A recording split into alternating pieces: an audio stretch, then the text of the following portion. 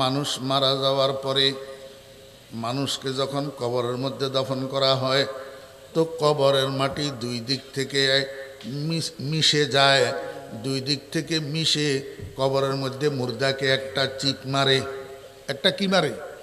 Chip মারে। এটা সব মানুষের জন্য আছে, কারো জন্য হালকা হয়, কারো জন্য ভারী হয়, কারো জন্য কষ্ট হয় না, কিন্তু সব মানুষের জন্য আছে। আমার ভাইয়েরা, দোস্ত আহবাব, হজরতে সাদ ইবনে মুআজ রাদিয়াল্লাহু আনহু সরদারে বনি কুরাইজা, রসুল আকরম সাল্লাল্লাহু আলাইহি ওয়াসাল্লামের জলিলুল কদর সাহাবী, বয়োবৃদ্ধ সাহাবী, নবীজি নিজেই উনাকে মুরব্বী হওয়ার কারণে সম্মান করতেন।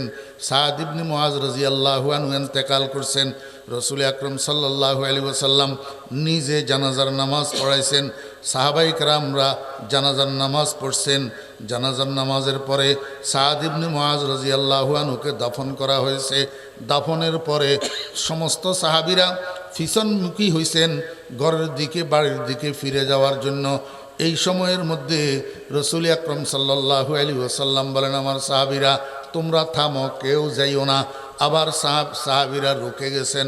রসুল আকরম সাল্লাল্লাহু আলাইহি ওয়াসাল্লাম বলেন, আলা ফাসাব্বিহু, তোমরা সকলে মিলে সুবহানাল্লাহ সুবহানাল্লাহ সুবহানাল্লাহ পাঠ করো। হাদিসের রাবি বলেন, ফাসাব্বাহনা জামানান তাবিলা, আমরা অনেক সময় পর্যন্ত সুবহানাল্লাহ সুবহানাল্লাহ সুবহানাল্লাহ পাঠ করলাম। এবার হুজুরে পাক সাল্লাল্লাহু আলাইহি ওয়াসাল্লাম বলেন, আলা ফাহাল্লিলু, এখন তোমরা লা ইলাহা ইল্লাল্লাহ লা ইলাহা ইল্লাল্লাহ লা ইলাহা ইল্লাল্লাহ পাঠ করো। হাদিসের রাবি বলেন, আমরা দীর্ঘ সময় পর্যন্ত ফাহাল্লালনা জামানান তাবিলা, অনেক সময় পর্যন্ত লা ইলাহা ইল্লাল্লাহ পাঠ করলাম। এরপরে হুজুরে পাক সাল্লাল্লাহু আলাইহি ওয়াসাল্লাম বলেন, আলা ফাকাব্বিরু, তোমরা আল্লাহু আকবার আল্লাহু আকবার আল্লাহু আকবার পাঠ করো। হাদিসের রাবি বলেন, ফাকাব্বারনা জামানান তাবিলা, আমরা অনেক সময় পর্যন্ত আল্লাহু আকবার আল্লাহু আকবার আল্লাহু আকবার পাঠ করলাম। এরপরে হুজুরে পাক সাল্লাল্লাহু আলাইহি ওয়াসাল্লাম বলেন, আলা ফারজিউ, এখন তোমরা ফেরত যাও, যার যার বাড়ি ঘরের দিকে যেতে পারো। একজন সাহাবী দাঁড়াইয়া বলেন, ইয়া রাসূলুল্লাহ, আপনার সাথে অনেক মুর্দা দাফন করলাম, আর তো কোনো দিন দাফনের পরে তসবিহ তাহলিল তকবীর পাঠ করাইলেন না, আজকে কেন তসবিহ তাহলিল তকবীর পাঠ করাইলেন? রসুল আরবি সাল্লাল্লাহু আলাইহি ওয়াসাল্লাম বলেন, আমার সাহাবীরা, সাদ ইবনে মুআজ আমার কলিজার টুকরা, সাদ ইবনে মুআজের ইন্তেকালে আল্লাহ পাকের আরশের মধ্যে কম্পন সৃষ্টি হয়েছে। সাদ ইবনে মুআজের জানাজায় ৭০,০০০ ফেরেশতা অংশগ্রহণ করছে। আমার কলিজার টুকরা সাদকে যখন দাফন করছি, আমি যাহা দেখি তোমরা তাহা দেখো না। আমার কলিজার টুকরা সাদকে দাফন করার পরে সাদের কবর আস্তে আস্তে সংকীর্ণ হয়ে আসতেছিল সাদকে সিপ মারার জন্য। এইটা দেখি আমি তোমাদেরকে নিয়ে তসবিহ তাহলিল তকবীর পড়া শুরু করছি। আমাদের সকলের তসবিহ তাহলিল তকবীরের বদৌলতে আস্তে আস্তে কবর আবার পিছনের দিকে চলে গেছে, প্রশস্ত হইয়া গেছে। আমার সাদ কবরের চিপের থেকে নিষ্কৃতি পাইয়া গেছে। ও বেরা দোস্ত আহবাব, এই যে কবরের চিপটা, এটা কিসের কারণে মাফ হয় জানেন? এই আয়াতুল কুরসির কারণে।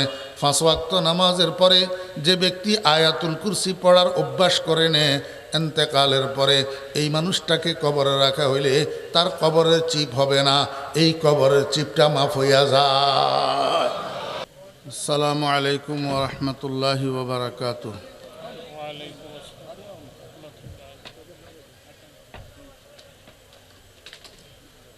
আলহামদুলিল্লাহ আলহামদুলিল্লাহ নাহমাদুহু ওয়া নাস্তাঈনুহু ওয়া নাস্তাগফিরুহু ওয়া নু'মিনু বিহি ওয়া নাতাওয়াক্কালু আলাইহি ওয়া নাউযু বিল্লাহি মিন শুরুরি আনফুসিনা ওয়া মিন সাইয়্যাতি আ'মালিনা। মান ইয়াহদিল্লাহু ফালা মুযিল্লা লাহু ওয়া মান ইউদ্লিলহু ফালা হাদিয়া লাহু।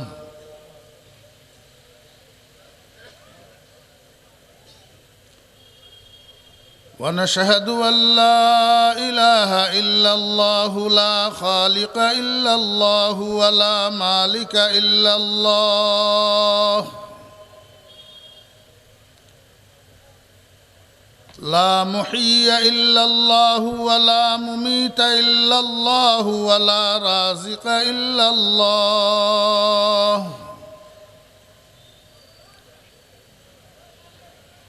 ونشهد أن سيدنا وسندنا وحبيبنا ومولانا محمدًا عبده ورسوله الذي علمه الله فأحسن تعليمه وأدبه الله فأحسن تأديبه ثم بعثه الله إلى كافة الناس معلما اللهم فصل وسلم عليه وعلى آله وأصحابه وأزواجه وذرياته وأهل بيته وعلماء أمته وفقهاء ملته ونجباء طريقته أجمعين أما بعد فأعوذ بالله من الشيطان الرجيم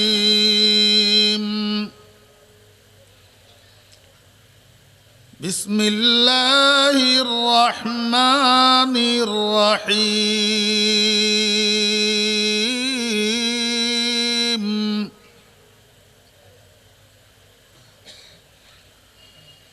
الله لا إله إلا هو الحي القيوم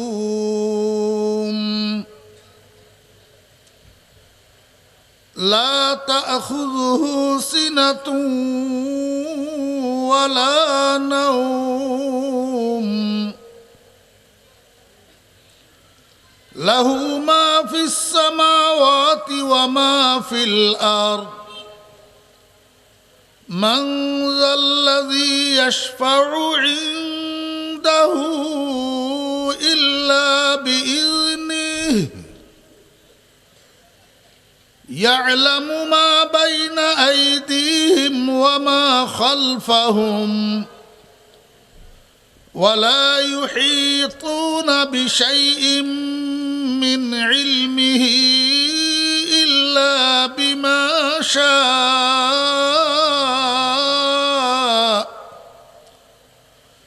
وسع كرسيه السماوات والأرض ولا يؤوده حفظهما وهو العلي العظيم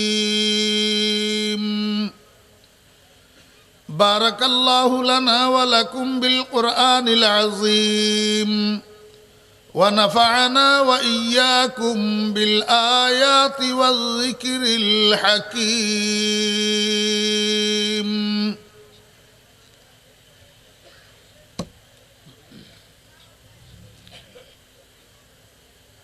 أحن شوقا إلى ديار لقيت فيها جمال سلمى أحن شوقا إلى ديار لقيت فيها جمال سلمى کہ میرا ساند ازی نواحی نوید وصلت بجانب ماں جمال روئے تو قبلہ دل حریم کوئے تو کعبہ جاں فإن سجدنا إليك نسجد وإن سعينا إليك نسعى बनाज गुफती फुला कुजाई चबूद हालत दरी जुदाई मरिज तु शौकन व मित्तु हिजरन फकैफ अश्कू इलैका शकवा।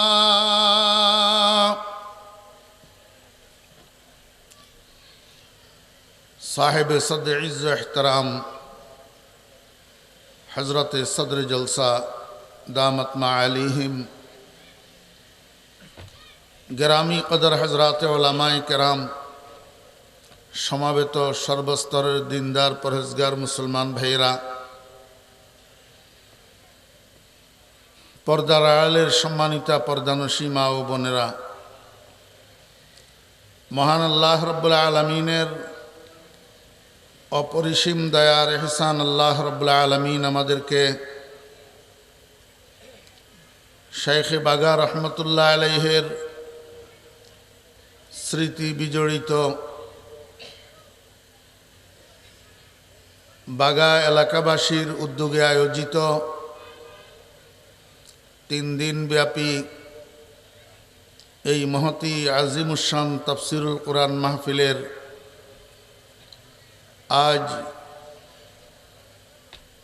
7 মার্চ 2021 ইংরেজি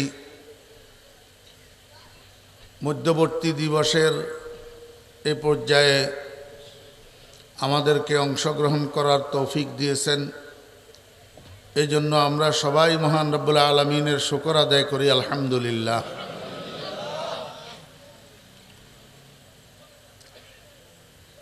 ইন্তেজামিয়া কমিটির পক্ষ থেকে আমাকে আলোচ্য বিষয় দেয়া হয়েছে আয়াতুল কুরসির তাফসীর করার জন্য।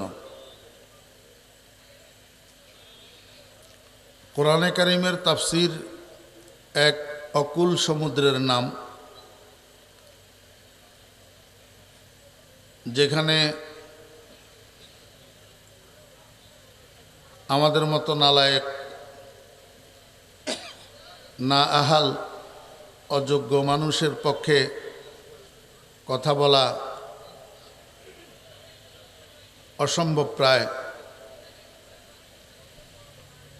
কারণ কোরআনে কারীমের তাফসীর বুঝার জন্য এবং বলার জন্য আরবি কমপক্ষে 60টা বিষয়ের উপরে পারদর্শী হওয়া লাগে। 1 নম্বর সরফ শাস্ত্র, 2 নম্বর নাহু শাস্ত্র, 3 নম্বর আরবি সাহিত্য শাস্ত্র, 4 নম্বর আরবি অভিধান শাস্ত্র। এই 4টা বিষয়ের উপরে পারদর্শী না হলে কোরআনে কারীমের তাফসীর বুঝাও যায় না, করাও যায় না। কাব্বারানা মৌতু কুবারা, আজ বড়দের বিয়োজনের কারণে আমাদেরকে কোরআনে কারীমের তাফসীরের মাইকের সামনে বসতে হইতেছে, দায়িত্বের খাতিরে বসা লাগতেছে। আমি আমাকে দেয়া আলোচ্য বিষয় অনুসরণে আপনাদের সামনে আল্লাহ পাকের পবিত্র কালামের আয়াতুল কুরসি নামে খ্যাত এই আয়াতে কারিমাখানা আপনাদের সামনে তিলাওয়াত করেছি।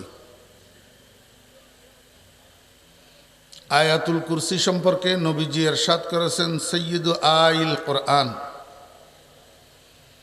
কোরআন শরীফের মধ্যে জুমহুরের গণনা অনুসারে 6686 6666 আয়াতে কারিমা রয়েছে। এই আয়াতসমূহের সরদার আয়াত হইল আয়াতুল কুরসি।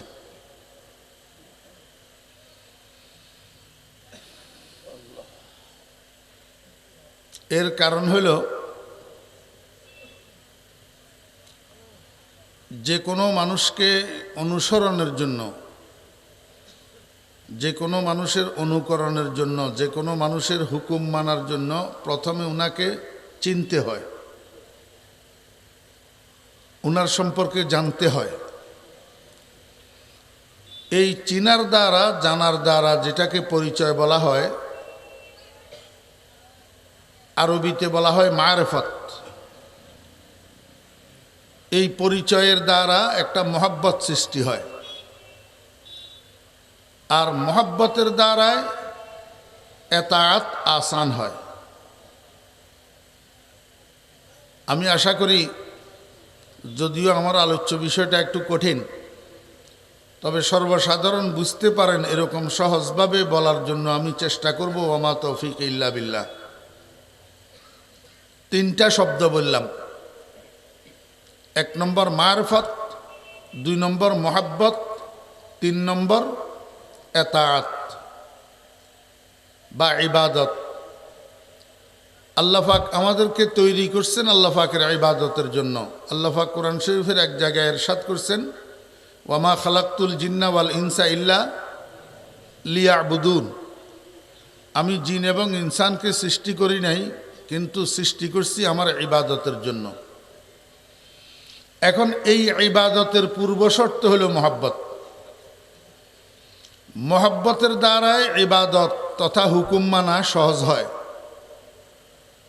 আর মহব্বতের জন্য পূর্ব শর্ত হলো মারফত, পরিচিতি। একটা সংক্ষেপ উদাহরণ আমি আপনাদেরকে দেই, এতে করে কথা বোঝা আপনাদের সহজ হবে। একটা লোক আমাদের বাংলাদেশ থেকে করাচি গেছেন। করাচি যাইয়া সেখানে আওয়ারা হইয়া গেছে। 15 বছর পর্যন্ত বাড়ির সাথে, দেশের সাথে আর কোনো যোগাযোগ নেই। যাওয়ার সময় 2 বছর বয়সের একটা বাচ্চা বাড়িতে রেখে গিয়েছিলেন। আপনারা একটু বলুন তো, 15 বছর পরে এই বাচ্চাটার বয়স কত হইল? জি, 17 বছর। সবাই যদি কথা বলেন তাহলে বুঝবো যে আপনাদের মনোযোগ আছে, আপনারা সজাগ আছেন। কথা বুঝি বুঝি শুনতে হবে, না বুঝি শুধু সুর শুনলে কোনো লাভ নেই, এই কথা মনে থাকবে না। 2 বছর বয়স্ক ছেলেটাকে বাড়িতে রেখে উনি করাচি গেছেন। 15 বছর পর্যন্ত আর কোনো যোগাযোগ, খবরাখবর নাই। 15 বছর পরে একদিন পিয়নে আইসা ওনাদের বাড়িতে একটা চিঠি দিয়ে গেছেন। ওই চিঠিটা ওই করাচিওয়ালায় ফাটাইছে। তো চিঠি যখন ঘরে দিয়ে গেছেন, এই সময়ের মধ্যে ছেলেটা ঘরের বাহিরে ছিল। মা চিঠিটা রাখছে, ছেলে আসার পরে চিঠিটা ছেলের হাতে দিছে। দিয়া বললেন, বাবা, আমাদের তো চিঠি দেওয়ার মতো তেমন কোনো আত্মীয় স্বজন নাই, শুধু তোর বাবা তো আছে বাইরে, দেখ তো চিঠিটা কে দিল, তোর বাবার চিঠি কিনা। ছেলে চিঠিটা খুলি, চিঠিটা পড়ল। পড়ি মাকে বলতেছে, মা আপনি ঠিকই বলছেন, এটা বাবার চিঠি। তো মা বলতেছে, এতদিন পরে উনি চিঠি দিল, কি লিখলো? ছেলে বলতেছে, মা আব্বা চিঠির মধ্যে লিখছে আগামী মাসের 9 তারিখ সকাল 11টার সময় সিলেট শাহজালাল আন্তর্জাতিক বিমানবন্দরে উনি নামবেন, কেউ যাইয়া উনাকে সেখান থেকে আগাই আনার জন্য বলছেন। তো মা বলে, ঠিকই তো আছে, এত বছর পরে বাড়িতে আসতেছে তোর আব্বা, তুই তো আল্লাহর রহমতে এখন বড় হয়েছিস, আর কেউ যাওয়ার দরকার কি? তুই এয়ারপোর্টে যাইয়া তোর আব্বাকে আগায় নিয়ে আসবি। ছেলে বলে, আমি আব্বাকে কিভাবে আগায় আনবো? আমি তো আব্বাকে চিনি না, আব্বাও আমাকে চিনবে না, তা আমি আগায় আনবো কিভাবে? মা বলে, তুই এক কাজ করিস, যাওয়ার দিন তোর জ্যাঠাকে সাথে করে নিয়ে যাবি, তো জ্যাঠাই তোর সাথে তোর আব্বার সাথে পরিচয় করিয়ে দিবে। জ্যাঠা বুঝেন তো আপনারা? বাপের ছোট ভাইকে বলে। হ্যাঁ, মাশাআল্লাহ বুঝছেন, বাপের বড় ভাই। তো ছেলে কি করছে, পরের মাসের 9 তারিখ সকাল 8টার সময় বাড়ি থেকে বাইর হইয়া 10টার সময় যাইয়া সিলেট এয়ারপোর্টে পৌঁছাইছে। এখনো ফ্লাইট নামার 1 ঘন্টা বাকি। তো মুরব্বী জ্যাঠা উনি তো এয়ারপোর্ট অনেক দেখছে, এত আর দেখার শখ নাই। এয়ারপোর্টের এক কোনায় বসি বসি বিশ্রাম করতেছে, বিশ্রামের মধ্যে চোখে ঘুম আসি গেছে, বসে বসে ঘুমাইতেছে। তরুণ ছেলে আব্দুল করিম, 17 বছর বয়স, সে আব্বা আসার অপেক্ষায় এয়ারপোর্টের গেইটের এক পাশে হেলান দিয়া দাঁড়াই আছে। বিদেশি প্যাসেঞ্জাররা বাইর হইতেছে, তামাশা দেখতেছে আর আব্বার জন্য অপেক্ষা করতেছে। হইতে হইতে 11:30, অর্ধবয়স্ক একটা মানুষ, চুল দাড়ি অর্ধেক সাদা অর্ধেক কালো, একটা এয়ারপোর্টের ট্রলির মধ্যে বড় বড় 3টা লাগেজ লইয়া এয়ারপোর্টের গেইটের দিয়া বাইর হওয়ার জন্য আসতেছে। যখন গেইটে দিয়া বাইর হইছে, এই তরুণ ছেলেটারে সামনে পাইছে। সামনে পাইয়া কয়, বাবা তুমি কে তো জানি না, আমি তো এয়ারপোর্টের ট্রলি আর দূরে নিতে পারবো না, কিন্তু 2 হাতে 3টা লাগেজ অত বহন করতে পারবো না। ওই যে সামনে রাস্তায় গেলে গাড়ি পাওয়া যাবে, আমার একটা লাগেজ যদি তুমি একটু বহন করি আমাকে রাস্তা পর্যন্ত পৌঁছাইয়া দাও, আমার বড় উপকার হয়। ছেলে মুরব্বীর কথা রক্ষা করবে তো দূরের কথা, এমন জোরে ধমক দিছে, হেই মিয়া, তুমি আমাকে এয়ারপোর্টের কুলি মনে করছো নাকি? আমি কেন তোমার লাগেজ বহন করতে যাব? কিছুক্ষণ পরে আমার আব্বা আসবে করাচি থেকে, আমি সেই জন্য দাঁড়াই রয়েছি। ধমক যে দিছে, ধমকের আওয়াজে মুরব্বী যে কোনায় বসে বসে ঘুমাইতেছে, উনার ঘুম ভাঙিয়ে গেছে। উনি লাফাই উঠছে, কিরে আমার ভাতিজা এটা তো এমনিই ভেজাল্লা পোলা, যেখানে যায় সেখানে একটা ভেজাল করে। এয়ারপোর্টের মধ্যে আজকে কার সাথে ভেজাল করতেছে জানলাম না। মাথারে একটু উপরের দিকে এমনি উঠাইয়া দেখে যে কিরে আমার ভাই না। এরা কিন্তু একজনের একজনে চিনে না, কিন্তু মুরব্বী দূর থেকে চিনতে ভুল করে নাই, আমার ভাই। আজকে সমাজে আমরা ছোট্ট ছোট্ট জিনিস নিয়ে বাইয়ে বাইয়ে ঝগড়া করি, অথচ মায়ের পেটে ভাই 50 বছর পরে দেখা হইলেও একজনের একজনের চিনতে অসুবিধা নাই। যখন চিনতে পারছে আমার ভাই, বসার থেকে উঠি দৌড়াইয়া আসছে। এখন এরা তো একজনকে একজন চিনে না, ভাই দুজন যখন চোখাচুকি হয়েছে, একজনকে একজন চিনতে কোনো অসুবিধা হয় নাই। দৌড়াইয়া একজন আরেকজনকে জড়াই ধরছে, আল্লাহু আকবার, কুশল বিনিময় করতেছে। বড় ভাই ছোট ভাইকে জিজ্ঞেস করে, কিরে ভাই আব্দুর রহিম, 15 বছর পর্যন্ত কোনো যোগাযোগ করলি না, ব্যাপারটা কি? ছোট ভাই বলে, ভাইয়া ভালো আছেন তো? এই সমস্ত আলোচনা পরে হবে, আগে ভালো আছেন কিনা বলেন। হ্যাঁ ভালো আছি। কুশল বিনিময়ের পরে এবার একজনকে একজনে ছাড়ছে। ছাড়ার পরে ওই বড় ভাই আব্দুর রহমান ছোট ভাই আব্দুর রহিমকে বলে যে, ভাই তোর সামনে যেই ছেলেটা দাঁড়ানো আছে এটাকে চিনতে পেরেছিস? বলে, না চিনতে তো পারি নাই। বলে, এইটা তোর কলিজার টুকরা আব্দুল করিম, যেটাকে তুই 2 বছর বয়স্ক বাড়িতে রেখে গিয়েছিলি, আল্লাহর রহমতে এখন বড় হয়েছে, তোকে আগাই নেওয়ার জন্য এয়ারপোর্ট আসছে। চিনবি না বিদায় তোরা বাপ বেটা একে অপরকে আমি পরিচয় করাই দেওয়ার জন্য আসছে। এবার ভাতিজার দিকে তাকাইছে, ভাতিজার দিকে তাকাইয়া ভাতিজাকে বলে, ভাতিজা কাকে ধমক দিতেছস তুই? যেই আব্বাকে আগায় নেওয়ার জন্য আসছস এয়ারপোর্টে কষ্ট করে, ইনিই তো তোর আব্বা, আমার ছোট ভাই আব্দুর রহিম। আমার বেরা দোস্ত আহবাব, জ্যাঠার মুখে এই পরিচয় পাওয়ার পরে এখন আব্দুল করিম অনুশোচনায় আর স্থির থাকতে পারে না। হাই কি করলাম, যেই আব্বাকে আগাই নেওয়ার জন্য আসলাম, না চিনার কারণে আব্বাকে ধমক দিলাম, সাথে সাথে পায়ের উপরে পড়ছে, পাও ধরিয়া কয়, আব্বা আমাকে মাফ করে দেন, আমি আপনাকে চিনতে পারি নাই। বাপে দুই বাহু ধরি ছেলেকে উপরের দিকে উঠাইয়া বুকের সাথে লাগাইছে, বাবা তুই পায়ে পড়ছিস কেন? আমার 15 বছর পরে হইলেও দেশে আসার একমাত্র কারণ তো তুই। তোর কথা যখন মনে উঠে তখন আর স্থির থাকতে পারি না, তোকে দেখার জন্যই তো আমি বাড়িতে এসেছিলাম। আমার ভাইরা দোস্ত আহবাব, বাপও কান্দে, ছেলেও কান্দে, দুজন কান্দে। এখন কানতে কানতে আব্দুল করিম কয়, বাবা না চিনার কারণে আমি আপনার হুকুম মানতে পারি নাই। এখন আপনার 3টা লাগেজ এক কাঁধে উঠাইয়া দেন, আর আপনি এক কাঁধে উঠি বসেন, সম্পূর্ণ বহন করতে আমি প্রস্তুত। আজ মোহাব্বত তলখে হাশিরি শাওয়াদ, আজ মোহাব্বত তলখে হাশিরি শাওয়াদ, ওয়াজ মোহাব্বত দর্দ গম হালওয়া শাওয়াদ। আমি আপনাদেরকে বুঝাইতে চেয়েছিলাম মাত্র মিনিট 5টার ব্যবধান। কয় মিনিটের ব্যবধান? 5 মিনিটের ব্যবধান। 5 মিনিট আগে যেই ছেলেটাকে মুরব্বী একটা লাগেজ বহন করার জন্য হুকুম দিল, হুকুম তো মানতে পারল না, উল্টা ধমক দিল।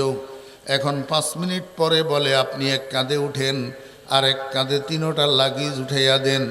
ব্যাপারটা কি বেশ কম কোথায়? দুজনের অন্তরের মধ্যে আগে থেকেই তো মহব্বত ছিল। ছিল কি ছিল না? মহব্বত যদি নাই বা থাকবে তো পাকিস্তান থেকে সিলেট এয়ারপোর্ট পর্যন্ত ওনাকে কিসে টানে নিয়ে আসছে? মহব্বত যদি নাই বা থাকে, বাগা গ্রামের থেকে সিলেট এয়ারপোর্ট পর্যন্ত ছেলেকে কিসে টানে নিছে? দুজনের অন্তরের মধ্যে মহব্বত ছিল। এই মহব্বতের রশি গলায় লাগিয়া দুজনের টানিয়া এয়ারপোর্ট নিয়ে গেছে। রিশতায়ে দর গর্দনম আফগন্দা দোস্ত, রিশতায়ে দর গর্দনম আফগন্দা দোস্ত, মি বরাধার যাকে খাতের খাহেউস। মহব্বত আগে থেকেই ছিল, কিন্তু দীর্ঘ বিরহের কারণে, দীর্ঘদিনের বিচ্ছেদের কারণে, দীর্ঘদিন দেখা সাক্ষাৎ না থাকার কারণে পরিচয় বিলুপ্ত হইয়া গেছে। পরিচয় বিলুপ্ত হইয়া যাওয়ার কারণে ওই থাকা মহাব্বত বিলুপ্ত হইয়া রয়েছে। এখন তৃতীয় ব্যক্তি পরিচিত জন জেঠার মাধ্যমে পরিচয় যখন উদ্ধার হইয়া গেছে, বিলুপ্ত মহাব্বতটা আবার লাফাইয়া উঠছে। ওই মহাব্বত যখন সজাগ হইয়া গেছে, হুকুম মানা সহজ হইয়া গেছে। বুঝছেন না বুঝেন নাই? জি, বুঝি বুঝি শুনতে হবে, শুনি শুনি কি করতে হবে? বুঝতে হবে। বাপ বেটা দুজনের মধ্যে আগে থেকেই তো মহব্বত ছিল না? ছিল না? কিন্তু এই মহব্বতটা বিলুপ্ত হইয়া রয়েছে পরিচয় হারাইয়া ফেলার কারণে। এখন জেঠা পরিচিত জনের মাধ্যমে যখন পরিচয় উদ্ঘাটন হইয়া গেছে, ওই গোপন হইয়া থাকা মহব্বতটা আবার সজাগ হইয়া গেছে। যখন সজাগ হইয়া গেছে, তখন এইবার হুকুম মানা কি হইয়া গেছে? সহজ হইয়া গেছে। আমার বেরা দোস্ত আহবাব, আমরা আল্লাহ পাকের ইবাদত কেন করতে পারি না? আল্লাহ পাকের হুকুম কেন মানতে পারি না? ওই মহব্বতের অভাবে মহব্বত বিলুপ্ত হইয়া রয়েছে। আমাদের প্রত্যেকের অন্তরের মধ্যে আল্লাহ পাকের মহব্বত আছে, কিন্তু এই মহব্বতটা বিলুপ্ত হইয়া রয়েছে। কিসের অভাবে? আল্লাহ পাকের পরিচয় হারাইয়া ফেলার কারণে। আমার ভাইয়েরা দোস্ত আহবাব, দুনিয়ার মানুষ আল্লাহ পাকের থেকে আসছে যে হাজার হাজার লক্ষ লক্ষ বৎসর হয়েছে। এই লক্ষ লক্ষ বৎসর, কোটি কোটি বৎসরের ফেরাকতের কারণে আল্লাহ পাকের পরিচয় হারাইয়া ফেলছে। এই পরিচয়টা আবার উদ্ঘাটন হওয়ার জন্য আল্লাহ পাক 2টা জিনিস পাঠাইছেন। একটার নাম কোরআন আর একটার নাম রাসূল। কাদ জাআকুম মিনাল্লাহি নূরুন ওয়া কিতাবুম মুবিন। কয়টা জিনিস পাঠাইছেন? 2টা জিনিস। একটার নাম কোরআন আর একটার নাম রাসূল। আমার বেরা দোস্ত আহবাব, কোরআনের মুআল্লিম হিসাবে, কোরআনের শিক্ষক হিসাবে দুনিয়ার মানুষকে কোরআন বুঝাইয়া দেওয়ার জন্য আল্লাহ পাক শিক্ষক হিসাবে পাঠাইছেন রাসূলকে। এখন রাসূল দুনিয়ার থেকে যাওয়ার পরে রসুলের প্রতিনিধিত্বকারী নায়েবে রসুল আলেমগণ আপনাদেরকে কোরআন বুঝাইয়া নবীজির সেই দায়িত্ব পালন করতেছেন। মূলত উদ্দেশ্য কি? উদ্দেশ্য হইল আল্লাহর কোরআন বুঝাইয়া বুঝাইয়া আল্লাহ পাকের পরিচয় উদ্ঘাটিত করা। পরিচয় কি করা? উদ্ঘাটিত করা। মানুষ যখন আল্লাহকে চিনতে পারবে, মানুষ যখন আল্লাহ সম্পর্কে জানতে পারবে, মানুষ যখন আল্লাহ পাকের মারফাত লাভ করবে, মানুষ যখন আল্লাহ পাকের পরিচয় লাভ করবে, তখন যাইয়া মানুষের পক্ষে আল্লাহ পাকের হুকুম মানা, আল্লাহ পাকের এতাআত করা, আল্লাহ পাকের ইবাদত করা সহজ হবে। বুঝছেন না বুঝেন নাই? এই জন্য কোরআন শরীফের জায়গায় জায়গায় জায়গায় জায়গায় আল্লাহ পাক রব্বুল আলামিন আল্লাহ পাক নিজে নিজের পরিচয় বর্ণনা করছেন। তন্মধ্যে জামে কামেল পরিচয় দিয়েছেন কোরআন শরীফের একটা আয়াতের মধ্যে। এই আয়াতের মধ্যে আল্লাহ পাক রব্বুল আলামিন আল্লাহ পাকের সমষ্টিগত পরিচয় নিজে বর্ণনা করছেন।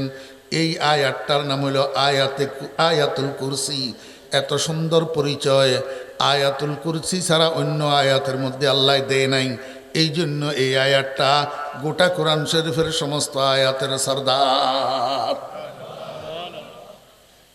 এই ঘুরাইয়া বিষয়টা বুঝাইলাম কি, মানে আয়াতুল কুরসিটা যে কোরআন শরীফের সমস্ত আয়াতের কি সরদার।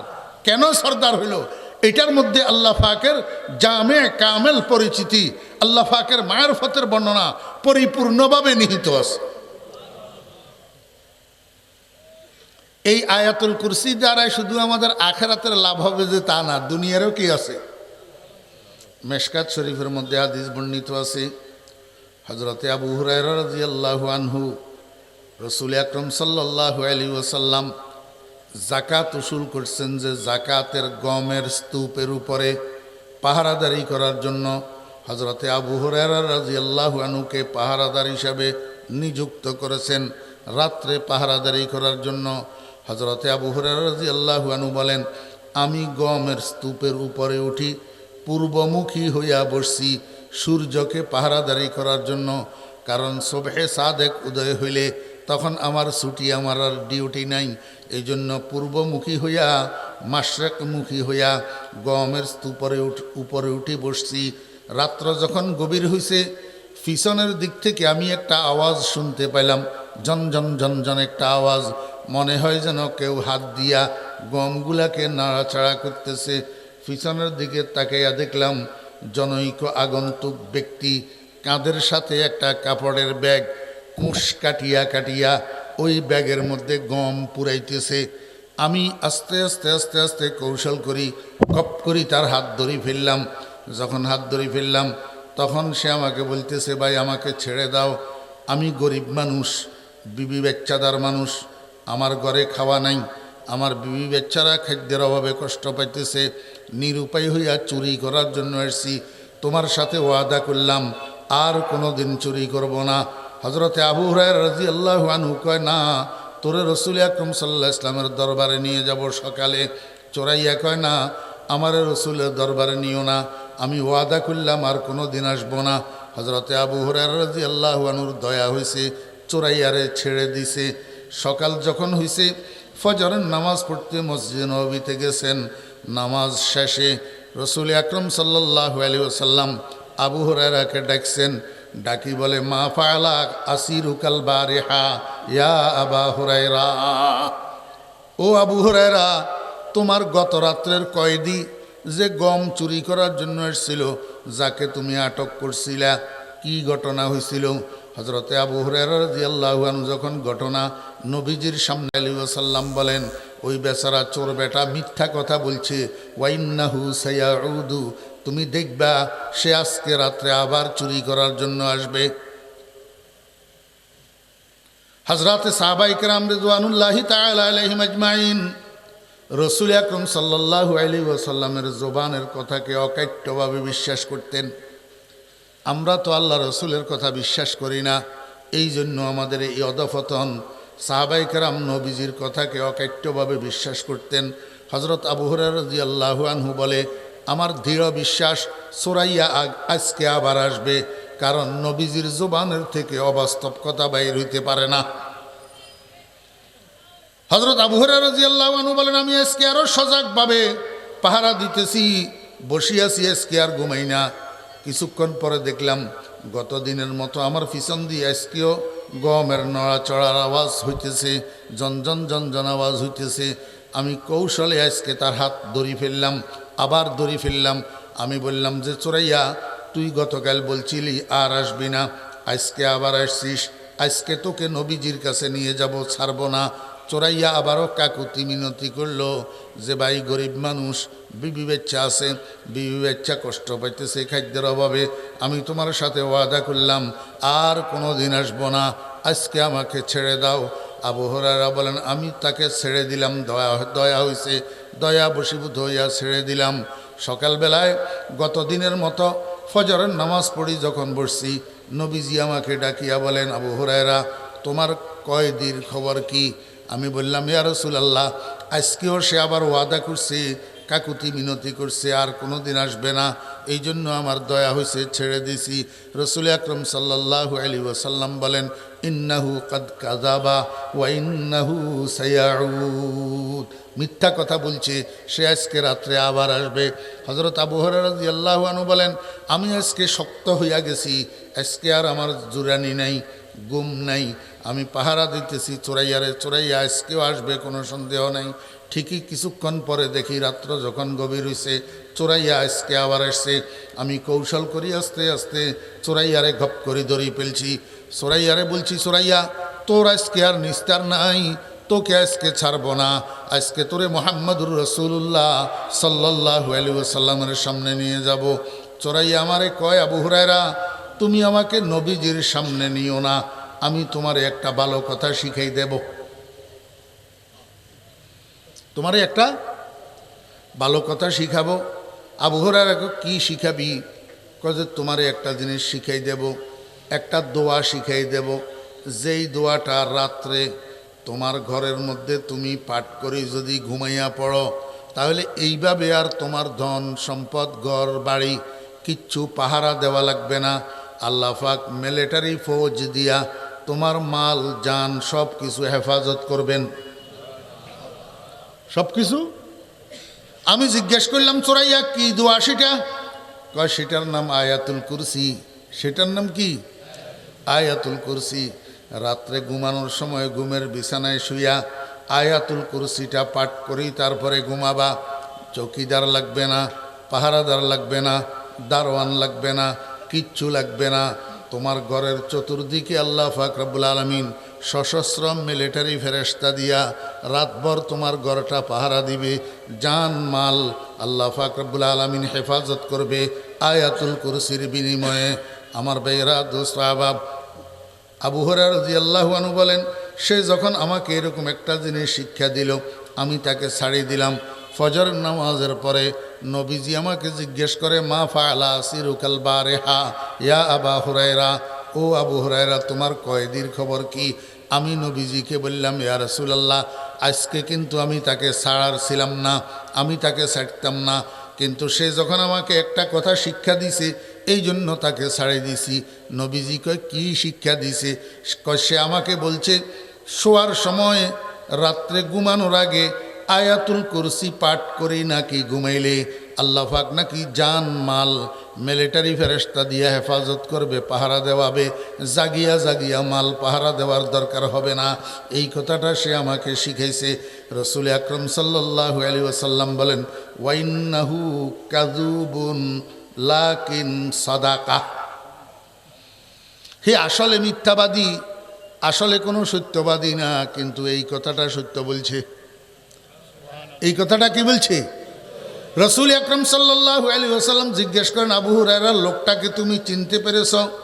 কয় যে, না ইয়া রাসূলুল্লাহ, আমি কিভাবে চিনব? আল্লাহর হাবিব জনাব রাসূলুল্লাহ সাল্লাল্লাহু আলাইহি ওয়াসাল্লাম বলেন, আবু হুরায়রা, এটা কোনো মানুষ না, এটা হলো শয়তান। আসলে চুরি করার জন্য আসে নাই, তোমার ঈমান হরণ করার জন্য, তোমাকে ধোঁকা দেওয়ার জন্য এসেছে, কিন্তু কমবক্ত পারে নাই। নূরে নবুয়তের বদৌলতে, নূরে নবুয়তের বদৌলতে, সোহবতে নবুয়তের বদৌলতে আল্লাহ পাক তোমাকে হেফাজত করছে। এই কমবক্ত তোমাকে ধোঁকা দিতে পারে নাই, সে হইল শয়তান। সে হইল কি? এই হাদিসটা মিশকাত শরীফের মধ্যে আসছে। আমার ভাইয়েরা, দোস্ত আহবাব, কেন? এই আয়াতুল কুরসির ফজিলত বয়ান করার জন্য।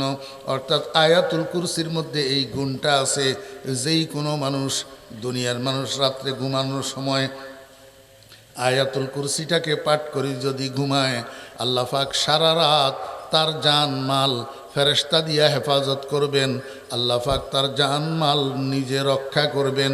আমার বেয়েরা, মুরব্বিয়ানে কেরাম, ও দোস্ত আহবাবেরা, যাদের আয়াতুল কুরসি মুখস্থ নাই, আয়াতুল কুরসিটা মুখস্থ করে নেবেন এবং প্রতিদিন রাত্রে ঘুমানোর সময় আয়াতুল কুরসিটা পাঠ করি তারপরে ঘুমাবেন। পারবেন তো ইনশাল্লাহ? অদুস্ত, এই তাফসির মাহফিলগুলোর উদ্দেশ্য কি? এখান থেকে আমলের কিছু সবক নিয়ে যাওয়া। আমলের কিছু কি নিয়ে যাওয়া? সবক নিয়ে যাওয়া। কথাগুলা মনে থাকলে তৈরি না আমল করা যাবে, মনেই যদি না থাকে তো আমল করব কিভাবে? এই জন্য কথাগুলা মনে রাখার জন্য চেষ্টা করব ইনশাল্লাহ। আমার ভাইরা, দোস্ত আহবাব, মানুষ মারা যাওয়ার পরে মানুষকে যখন কবরের মধ্যে দাফন করা হয় তো কবরের মাটি দুই দিক থেকে মিশে যায়। দুই দিক থেকে মিশে কবরের মধ্যে মুর্দাকে একটা চিপ মারে। একটা কি মারে? চিপ মারে। এটা সব মানুষের জন্য আছে। কারো জন্য হালকা হয়, কারো জন্য ভারী হয়, কারো জন্য কষ্ট হয় না, কিন্তু সব মানুষের জন্য আছে। আমার ভাইয়েরা, দোস্ত আহবাব, হজরতে সাদ ইবনে মুআজ রাদিয়াল্লাহু আনহু, সরদারে বনি কুরাইজা, রসুল আকরম সাল্লাল্লাহু আলাইহি ওয়াসাল্লামের জলিলুল কদর সাহাবী, বয়োবৃদ্ধ সাহাবী, নবীজি নিজেই উনাকে মুরব্বী হওয়ার কারণে সম্মান করতেন। সাদ ইবনে মুআজ রাদিয়াল্লাহু আনহু ইন্তেকাল করছেন। রসুল আকরম সাল্লাল্লাহু আলাইহি ওয়াসাল্লাম নিজে জানাজার নামাজ পড়াইছেন। সাহাবাই কেরামরা জানাজার নামাজ পড়ছেন। জানাজার নামাজের পরে সাদ ইবনে মুআজ রাদিয়াল্লাহু আনহুকে দাফন করা হয়েছে। দাফনের পরে সমস্ত সাহাবীরা পিছনমুখী হয়েছেন ঘরের দিকে, বাড়ির দিকে ফিরে যাওয়ার জন্য। এই সময়ের মধ্যে রসুল আকরম সাল্লাল্লাহু আলাইহি ওয়াসাল্লাম বলেন, আমার সাহাবীরা তোমরা থামো, কেউ যাইও না। আবার সাহাবীরা রুকে গেছেন। রসুল আকরম সাল্লাল্লাহু আলাইহি ওয়াসাল্লাম বলেন, আলা ফাসাব্বিহু, তোমরা সকলে মিলে সুবহানাল্লাহ সুবহানাল্লাহ সুবহানাল্লাহ পাঠ করো।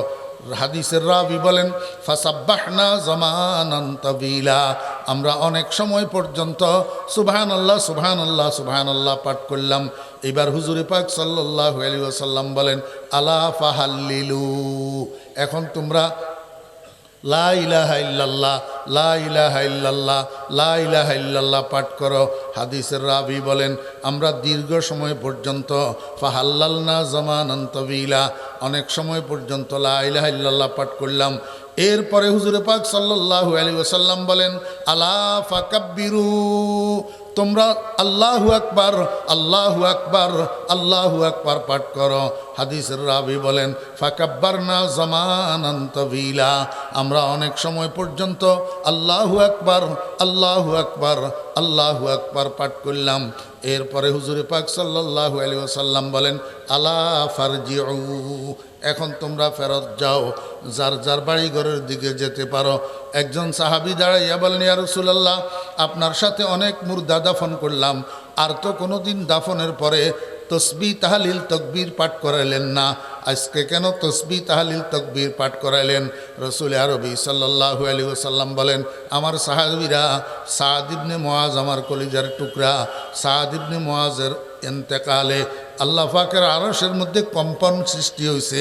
সাদ ইবনে মুআজের জানাজায় ৭০,০০০ ফেরেশতা অংশগ্রহণ করছে। আমার কলিজার টুকরা সাদকে যখন দাফন করছি, আমি যাহা দেখি তোমরা তাহা দেখো না। আমার কলিজার টুকরা সাদকে দাফন করার পরে সাদের কবর আস্তে আস্তে সংকীর্ণ হয়ে আসতেছিল সাদকে সিপ মারার জন্য। এইটা দেখি আমি তোমাদেরকে নিয়ে তসবিহ তাহলিল তকবীর পড়া শুরু করছি। আমাদের সকলের তসবিহ তাহলিল তকবীরের বদৌলতে আস্তে আস্তে কবর আবার পিছনের দিকে চলে গেছে, প্রশস্ত হইয়া গেছে।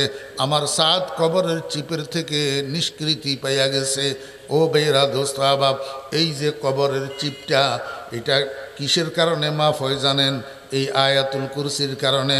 ৫ ওয়াক্ত নামাজের পরে যে ব্যক্তি আয়াতুল কুরসি পড়ার অভ্যাস করে নেয়, এন্তেকালের পরে এই মানুষটাকে কবরে রাখা হইলে তার কবরের চিপ হবে না, এই কবরের চিপটা মাফ হইয়া যায়। কিসের বদৌলত? আয়াতুল কুরসির বদৌলত। হাদিস শরীফের মধ্যে রাসূল আকরাম সাল্লাল্লাহু আলাইহি ওয়াসাল্লাম ইরশাদ করেছেন, যে ব্যক্তি 5 ওয়াক্ত নামাজের পরে আয়াতুল কুরসিটা পাঠ করার অভ্যাস করে নেয়, তার মধ্যে আর জান্নাতের মধ্যে পার্টিশন থাকে, শুধু মৃত্যু, শুধু মৃত্যু। অর্থাৎ মৃত্যুটা হইলেই দুনিয়ার মানুষ তাকে নিয়ে কবরের মধ্যে রাখবে, আর সাথে সাথে কবর জান্নাতুল ফেরদাউস হয়ে যাবে এই আয়াতুল কুরসির বদৌলত। আল্লাহু আকবার। মুসলমান ভাইরা, আয়াতুল কুরসিটাকে মুখস্থ করে নেবেন। 5 ওয়াক্ত নামাজের সালাম ফিরানোর পরে, 5 ওয়াক্ত নামাজের সালাম ফিরানোর পরে আল্লাহু আকবার, আল্লাহু আকবার, আল্লাহু আকবার 3 বার বলবেন। এরপরে আস্তাগফিরুল্লাহ, আস্তাগফিরুল্লাহ, আস্তাগফিরুল্লাহ 3 বার বলবেন। এরপরে একটা দোয়া আছে, এই দোয়াটা শিখে নেওয়ার চেষ্টা করবেন। আল্লাহুম্মা আনতাস সালাম ওয়া মিনকাস সালাম তাবারাকতা ইয়া যাল জালালি ওয়াল ইকরাম, এই দোয়াটা পাঠ করবেন। এরপরে আয়াতুল কুরসিটা পাঠ করে নেবেন। 5 ওয়াক্ত নামাজের পর অভ্যাসে পরিণত হতে হবে। অভ্যাসে পরিণত হয়ে গেলে তখন আর ভুলে না মানুষ, তখন আর ভুলে না। ওলামায়ে কেরাম আপনাদের সামনে সব পণ্ডিতি করে না, কিছু কিছু নিজেদের অভ্যাসের থেকে, নিজেদের অভিজ্ঞতার থেকে বলে। আলহামদুলিল্লাহ, আল্লাহ পাকের শুকর আদায় করি বলতেছি, ও আম্মা বিনিআমাতি রাব্বিকা ফাহাদ্দিস। আমাদের অভ্যাস হয়ে গেছে, আমরা এখন সালাম ফিরানোর পরে দুনিয়ায় ভুলে যেতে পারি, কিন্তু আয়াতুল কুরসি ভুলি না। আলহামদুলিল্লাহ, আল্লাহু আকবার। এই আয়াতুল কুরসিটা আল্লাহ পাকের পরিচয়। আল্লাহ পাকের কি পরিচয়? আল্লাহ পাক নিজে আয়াতুল কুরসির মধ্যে নিজের কি দিছেন? পরিচয় দিছেন। কেন পরিচয় দিছেন? পরিচয় আসলে ওই বিলুপ্ত মহব্বতটা সজাগ হবে। আর মহব্বতটা সজাগ হইলে তখন শুধু 5 ওয়াক্ত নামাজ কেন, রাত্রের 4টার সময় তীব্র শীতের মধ্যে ঠান্ডা পানি দিয়ে ওযু করি তাহাজ্জুদের মুসাল্লায় দাঁড়ানো সহজ হইয়া যাবে মহব্বতের কারণে। আল্লাহু লা ইলাহা ইল্লা হুয়াল হাইয়ুল কাইয়্যুম। আল্লাহ। আয়াতুল কুরসির শুরু কিসের দ্বারায়? আল্লাহ। কোরআন শরীফ আল্লাহ দ্বারা শুরু হয় নাই, হইছে আলহামদুলিল্লাহি রাব্বিল আলামিন দ্বারা শুরু হয়েছে। আলহামদু। সূরা বাকারা আল্লাহ দ্বারা শুরু হয় নাই, আলিফ লাম মিম দ্বারা শুরু হয়েছে। কিন্তু আয়াতুল কুরসি সরাসরি আল্লাহ শব্দ দ্বারা শুরু হয়েছে। আল্লাহ এটা কি? আমার ভাইয়েরা, দোস্ত আহবাব, একটা মানুষের পরিচিতির যত মাধ্যম থাকে সবগুলার থেকে অন্যতম মাধ্যম হইল তার নাম। অন্যতম মাধ্যম হইল তার চেয়ারম্যান সাহেব, মেম্বার সাহেব, মুহাদ্দিস সাহেব, মুফতি সাহেব, শায়েখে ফলনা, হাফেজ সাহেব, ইঞ্জিনিয়ার সাহেব, ডাক্তার সাহেব। আমার বেয়েরা এই সমস্ত গুণ। ও বেয়েরা, একটা মানুষ ফলনার বেটা, ফলনার নাতি, ফলনার ভাই, ফলনার ভাতিজা, অমুক জায়গার তমুক, এগুলার দ্বারাই মানুষের পরিচয় হয়। কিন্তু পরিচয়ের জন্য সবচেয়ে উন্নত মাধ্যম হইল জন্মের পরে আব্বা আম্মা তাকে চিনার জন্য যেই নামটা ডাকি তার জন্য রাখছে, এই নামটা হইল তার বড় পরিচয় মাধ্যম। বড় পরিচয় মাধ্যম। ও বেইরা দোস্ত আহবাব, আল্লাহ পাকের মোট 100টা নাম আছে। কয়টা নাম? কালান নবী সাল্লাল্লাহু আলাইহি ওয়াসাল্লাম ইন্না লিল্লাহি মিআতা ইসমিন। আল্লাহ পাকের মোট 100টা নাম আছে। এই 100টা নামের মধ্যে একটা হইল জাতি নাম, আর 99টা হইল গুণবাচক নাম। মা বাপে 7 দিন বয়সে নাম রাখছে ফরিদুদ্দিন। এরপরে কেউ কয় মুফাসসিরে কোরআন, কেউ কয় খতিবে ইসলাম, কেউ কয় মাওলানা সাহেব, কেউ কয় মুফতি সাহেব, কেউ কয় খতিব সাহেব, কেউ কয় খলিলের বাপ, কেউ কয় আব্দুর রশিদের ছেলে, কেউ কয় মজুমদার। এক একজনে এক এক নামে ডাকে। আদর করি, মায়া করি, মোহাব্বত করি, শ্রদ্ধা করি, সম্মান করি, কিন্তু অরিজিনাল নাম হইল ফরিদুদ্দিন, যেটা 7 দিন বয়সে বাপে রাখছে। আল্লাহ পাকের এরকম 99টা গুণবাচক নাম আছে, রহমান, রহিম, করিম, জব্বার, কাহার, খালেক, রাজেক, ইলাহুন, এই সমস্ত নাম এগুলা আল্লাহ পাকের গুণবাচক নাম। এই নামগুলা দিয়েও আল্লাহ পাকের চিনা যায়, কিন্তু আল্লাহ পাকের জাতি নাম, অরিজিনাল নাম হইল আল্লাহ। অরিজিনাল নাম হইল কি? আলামুন লিজাতিল ওয়াজিবিল ওজুদ আল মুস্তাজমিই লিজামিই সিফাতিল কামালিয়া। ও বেরা দোস্ত আহবাব, দুনিয়াতে ফরিদুদ্দিন কইলে আরও 13,000 ফরিদুদ্দিন আছে না নাই? আব্দুল করিম কইলে আরও 14,000 আব্দুল করিম আছে। ও দোস্ত আহবাবেরা, কিন্তু আল্লাহ এই নামের ধারক, এই নামের বাহক। আল্লাহ কইলে চিনা যায় এমন জাত, এমন সত্তা, একজন ছাড়া আর কেউ নাই, একজন ছাড়া আর কেউ নাই। এই জন্য আল্লাহ শব্দ এটার কোনো বিপরীত লিঙ্গ নাই, বিপরীত লিঙ্গ নাই। ফরিদ পুরুষের নাম, ফরিদা মহিলার নাম আছে না নাই? আছে না? মহিলা ফরিদা বেগম আছে না নাই ভাই? এরকম প্রত্যেকটা শব্দের একটা বিপরীত লিঙ্গ আছে। স্ত্রীলিঙ্গ হইলে পুরলিঙ্গ আছে, পুরলিঙ্গ হইলে স্ত্রীলিঙ্গ আছে, মোজাক্কার হইলে শব্দ মুয়ান্নাস আছে, মুয়ান্নাস হইলে শব্দ মোজাক্কার আছে। কিন্তু আল্লাহ এটা এমন এক শব্দ, এটার স্ত্রীলিঙ্গ নাই, এটার পুরলিঙ্গ নাই, এটার এক বচন নাই, এটার দ্বিবচন নাই, এটার বহু বচন নাই। এটা এমন এক শব্দ যে একক একক, একটা শব্দ শুধু এক জাত বুঝায়, একটা শব্দ শুধু একটা সত্তা বুঝায়। তাও এমন সত্তা বুঝায় যেই জাতের অস্তিত্ব, অবধারিত অস্তিত্ব অনন্ত অতীতের থেকে যেমন ছিল বর্তমানেও তেমন আছে, অদূর ভবিষ্যতে তেমন থাকবে। অনন্ত অতীতের যেই আকৃতি, বর্তমানের সেই আকৃতি, ভবিষ্যতের সেই আকৃতি। আমি আর আপনি মায়ের পেটের থেকে বাইর হওয়ার সময় 1 হাত লম্বা হইয়া বাইর হয়েছিলাম, এখন 3.5 হাত লম্বা হইয়া বাইর হইছি। আবার মৃত্যুর আগে অনেকের কোমর বাঁকা হইয়া কুজ হইয়া যায়, বোঝা যায় আকৃতি একরকম থাকে না। কিন্তু আল্লাহ পাকের জাত, আল্লাহ পাকের সত্তা অনন্ত অতীতে যেমনি ছিলেন বর্তমানেও তেমন আছেন, অফুরন্ত ভবিষ্যতেও তেমন থাকবেন। সেই জাতকে যেই নামের দ্বারায় বোঝানো হয়, সেই জাতকে যেই নামের দ্বারায় চিনা যায়, সেই নাম হইল আল্লাহ। সেই নাম হইল কি? আল্লাহ। আল্লাহ পাক রব্বুল আলামিন বলেন আল্লাহ। মুবতাদা, মুবতাদা।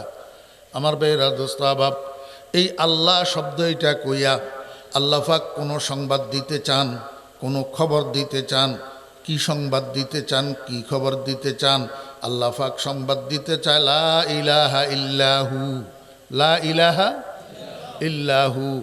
আল্লাহ ওই জাতের নাম, আল্লাহ ওই সত্তার নাম যেই সত্তা ছাড়া আর কোনো মাবুদ নাই, আর কোনো মাবুদ নাই। আল্লাহ ছাড়া আর ইবাদতের উপযুক্ত কেউ নাই। লা ইলাহা, লা ইলাহা, কোনো মাবুদ নাই, কোনো মাবুদ নাই। ইল্লাহু, কিন্তু তিনি, তিনি মানি আল্লাহ। তিনি মানি কে? আল্লাহ। এখানে একটা জরুরি জিনিস আমি আপনাদেরকে বুঝাই। লা ইলাহা ইল্লাহু আর লা ইলাহা ইল্লাল্লাহ এক কথা। লা ইলাহা ইল্লাহু আর লা ইলাহা ইল্লাল্লাহ কথা একটা। মানে কোনো মাবুদ নাই, তারপরে কোনো মাবুদ নাই, তারপরে কেউ কেউ অনুবাদ করে যে আল্লাহ ছাড়া, কেউ কেউ অনুবাদ করে কি আল্লাহ ছাড়া। এই আল্লাহ ছাড়া অনুবাদ করলেই আপনারা বেজালে পড়বেন। অনুবাদ ঠিক করে করতে হবে। লা ইলাহা ইল্লাল্লাহ, লা ইলাহা ইল্লাল্লাহ, এটার নাম কালিমায়ে তাওহীদ। এটার নাম কালিমায়ে কি? তাওহীদ। এই কালিমায়ে তাওহীদ দুইটা ফাড়ে বিভক্ত। এক ফাড় হলো লা ইলাহা, আর এক ফাড় হলো ইল্লাল্লাহ। প্রথম পাঠটা লা ইলাহা ইল্লা, লা ইলাহা এটা নফি, আর এরপরে ইল্লাল্লাহ এটা ইসবাত। এটা কি আমার বেরা দোস্ত আহবাব? অনুবাদ করেন লা ইলাহা, কোনো মাবুদ নাই, কোনো মাবুদ নাই। এটারে ইংলিশে তর্জমা করেন, ইংলিশে ট্রান্সলেশন করেন লা ইলাহা, কোনো মাবুদ নাই। ইংরেজি কি? ইংরেজি শিক্ষিত কেউ নাই? জাযাকাল্লাহ। There is no God, there is no God. সামনেরটা জিজ্ঞাসা করিনি, শুধু এটা জিজ্ঞাসা করছি লা ইলাহা, কোনো মাবুদ নাই। ইংরেজি কি? There is no God. এই দেয়ার ইজ নো গড কি একত্ববাদীদের উক্তি না নাস্তিকদের উক্তি? কার উক্তি? দেয়ার ইজ নো গড কাদের উক্তি? নাস্তিকদের উক্তি। There is no God. এরপরে হলো ইল্লাল্লাহ। ইল্লাল্লাহ অর্থ কি? কিন্তু আল্লাহ, কিন্তু আল্লাহ। এটার ইংরেজি কি? বাট আল্লাহ, বাট আল্লাহ। তাহলে কালিমায়ে তাওহীদের মধ্যে যেই দুই পাঠ, এই দুই পাঠের প্রথম পাঠ হইল নাস্তিকতা, দ্বিতীয় পাঠ হইল একত্ববাদ। দ্বিতীয় পাঠ হইল কি? একত্ববাদ। এখন এই দুই পাঠের যে কোনো এক পাঠকে যদি আপনি সিঙ্গেল বলতে চান, তাহলে কোন পাঠ সিঙ্গেল বলা বৈধ হবে আর কোন পাঠ সিঙ্গেল বলা বৈধ হবে না, এটা ঠিক করেন। লা ইলাহা সিঙ্গেল বলা যাবে? লা ইলাহা সিঙ্গেল বলা যাবে? There is no God, there is no God, there is no God, লা ইলাহা, লা ইলাহা। মানুষটা ইমানদার থাকবে না কাফের হবে?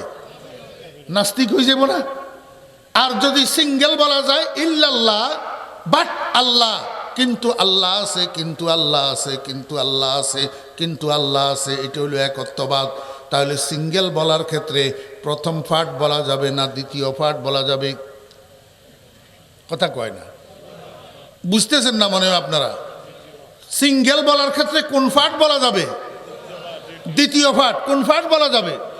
দ্বিতীয় পাঠ। আপনি যদি তর্জমা ভুল করেন লা ইলাহা, কোনো মাবুদ নাই ইল্লাল্লাহ, আল্লাহ ছাড়া, তাহলে তর্জমা হবে না।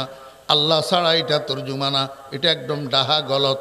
তর্জমা হইল লা ইলাহা, কোনো মাবুদ নাই ইল্লাল্লাহ, কিন্তু আল্লাহ আছে, কিন্তু আল্লাহ আছে। অতএব একটা নফি, একটা ইসবাত, একটা না, একটা হ্যাঁ, একটা নাস্তিকতা আর একটা তাওহীদ। অতএব সিঙ্গেল বলার ক্ষেত্রে আপনি সিঙ্গেল লা ইলাহা বলতে পারবেন না, কিন্তু সিঙ্গেল ইল্লাল্লাহ বলা যাবে। সিঙ্গেল ইল্লাল্লাহ কি যাবে? বলা যাবে। এইবার আমি বলবো যারা বলে যে ইল্লাল্লাহর জিকির জায়েজ নাই, আমি বলবো এরা আরবি গ্রামার এবং আরবি সাহিত্য সম্পর্কে কোনো ধারণা রাখে না, কোনো ধারণা রাখে না। আমি আরো একটু আগাইয়া বলবো, যারা বলে ইল্লাল্লাহর জিকির জায়েজ নাই, তারা কিন্তু সিঙ্গেল লা ইলাহার জিকির করে। সিঙ্গেল লা ইলাহার কি করে? জিকির করে। কেমনে? আপনারা একটু জিকির করুক, লা ইলাহা,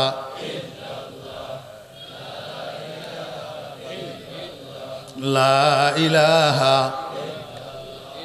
লা ইলাহা। এবার থামেন। হুজুর বয়ান করতে করতে কিছুক্ষণ গেলে এবার চা খায়। এবার কি করে? চা খায়। চা কেমনে খায়? শ্রোতাদেরকে জিকিরে লাগাইয়া, শ্রোতাদেরকে জিকিরে লাগাইয়া চা খায়। এখন শ্রোতাদেরকে জিকিরে লাগাইয়া চা খাইতে খাইতে হুজুরও জিকির করে, কিন্তু হুজুরে অর্ধেক কলমার জিকির করে, শুধু লা ইলাহা নিজে বলে, আর ইল্লাল্লাহর টাইমে উনি চা খায়, পাবলিকের দিয়া ইল্লাল্লাহ বলায়।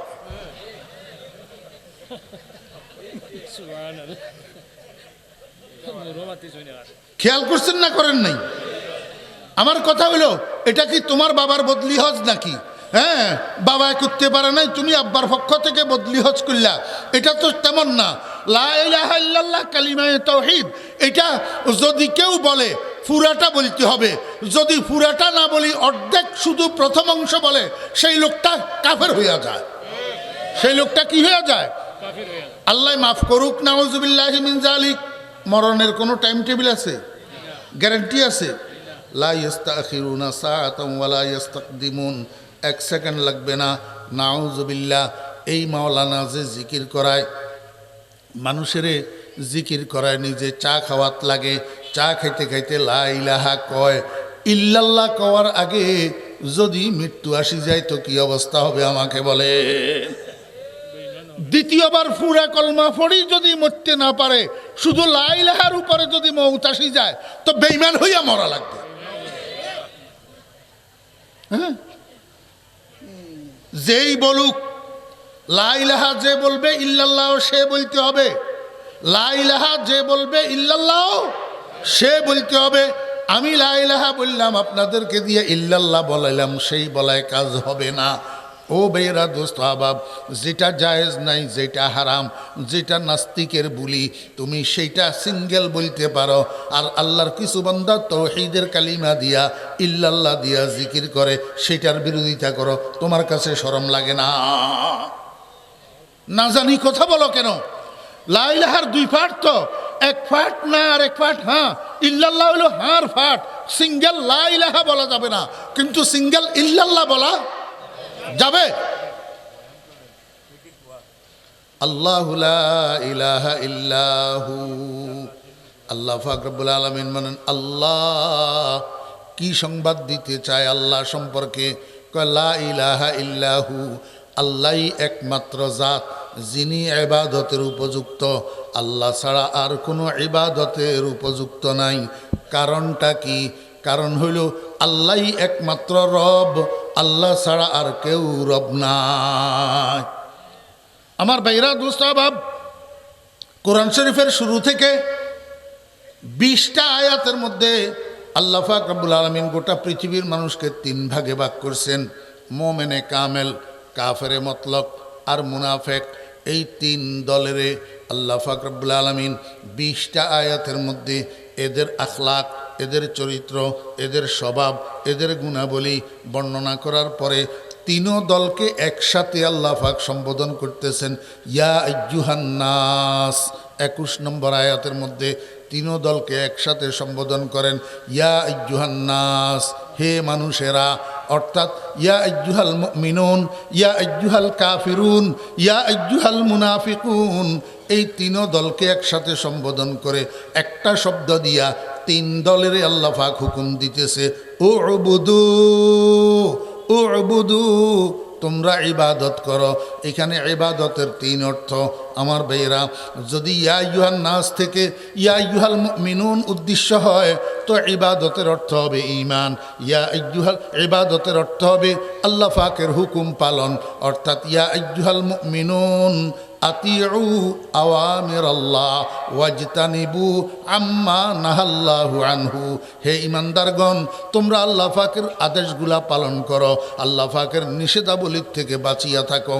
আর যদি ইয়া আইয়ুহান নাসের থেকে উদ্দেশ্য ইয়া আইয়ুহাল কাফিরুন হয়, তখন উবুদু শব্দের অর্থ হবে আমিনু, তোমরা আল্লাহর উপরে ঈমান আনো। আর যদি ইয়া আইয়ুহান নাসের অর্থ ইয়া আইয়ুহাল মুনাফিকুন হয়, তখন উবুদুর অর্থ হবে আখলিসু আলা ইবাদাতি রাব্বিকুম, তোমরা তোমাদের রবের ইবাদতের উপরে খাঁটি হইয়া যাও।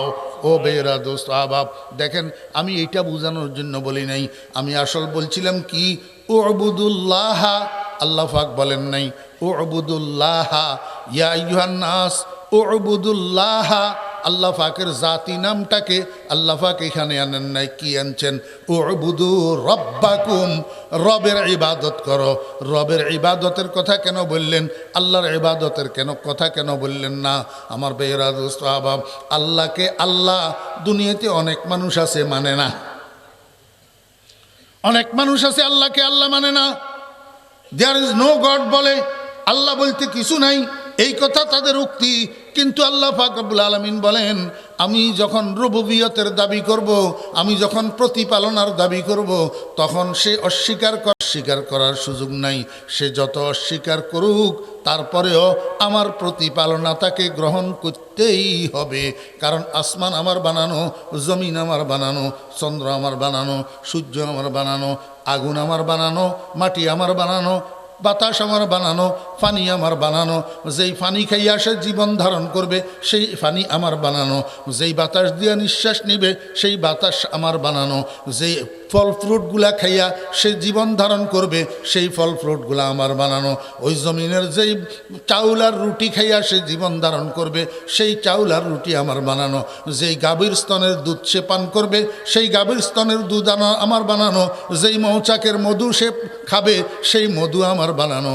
আল্লাহ পাক রব্বুল আলামিন বলেন, আমার প্রতিপালনাকে অস্বীকার করলেও অস্বীকার হবে না, অস্বীকার করলেও অস্বীকার করতে পারবে না।